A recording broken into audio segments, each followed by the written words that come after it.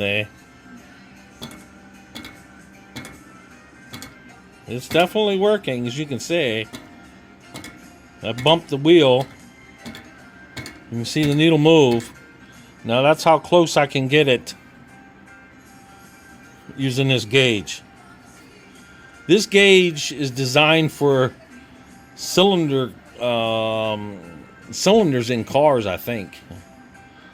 But I'm using it as a truing stand. And it works.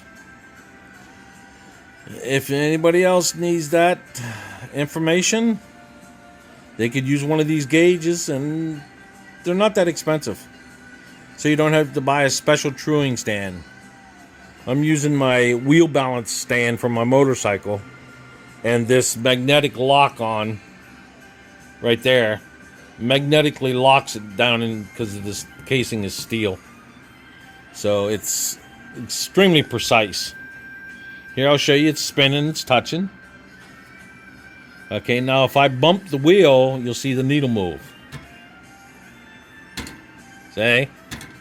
That's how precise I got it set. So it's working good. Hope it helps.